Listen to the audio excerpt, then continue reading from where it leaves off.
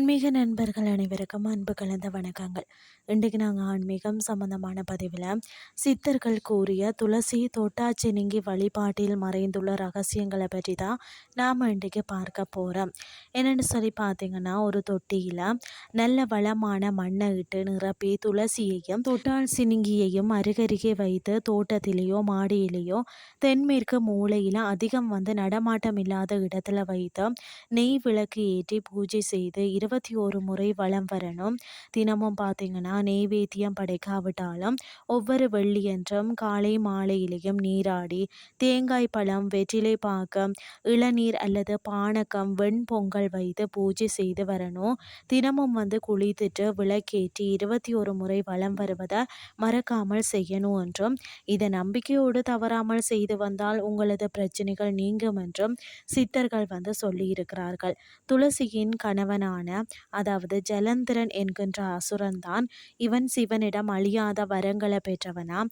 தேவலோகத்தையே அழித்து நாசம் செய்தவன், மனைவி மேல் பாசம் கொண்டவன். மகாவிஷ்ணுவின் தந்திரத்தால் ஜலந்திரன் தலை துண்டிக்கப்பட்டு துளசியின் மடியில விழுந்ததாக புராணங்கள் சொல்கிறது.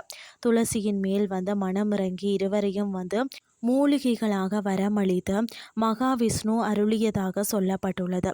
இரு மூலிகைகளுக்கும் அநேக அற்புத சக்திகளை மகாவிஷ்ணு தந்தருளியதாகவும் சொல்லப்பட்டுள்ளது. துளசியும் தொட்டாச்சினிங்கிய, அதாவது திங்கட்கிழமை அன்று பூஜை செய்து வலம் வந்தாலே எண்ணங்கள் யாவும் ஈடேறும். 5 வாரங்கள் இதற்கான பலன் தெரிய ஆரம்பிக்கும். தொடர்ந்து செய்து வந்தால் பலன் நிலைத்திருக்கும். அதாவது துளசி தொட்டாச்சினிங்கிய வெள்ளிக்கிழமை அன்று பூஜை செய்து வலம் வந்தால் குடும்ப ஒற்றுமை, அது மட்டும் இல்லாமல் லக்ஷ்மி கடாச்சம் யாவும் உண்டாகும். செவ்வாய் சனிக்கிழமைகளில் வலம் வந்தால் தீராத நோய்களும் தீரும்.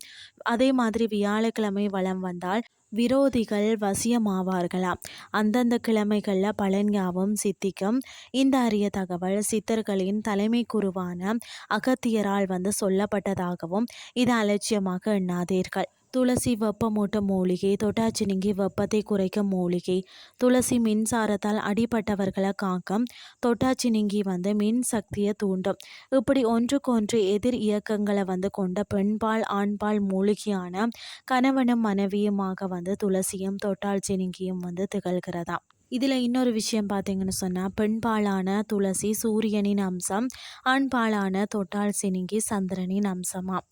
இன்றைய ஆன்மீகம் சார்ந்த பதிவு உங்களுக்கு பிரயோசனமாக அமைஞ்சிருக்கும்னு சொல்லி நானும் நம்புகிறேன். இதே மாதிரி மற்றொரு ஆன்மீகம் சார்ந்த பதிவோடு உங்களை சந்திக்கிறேன். நன்றி.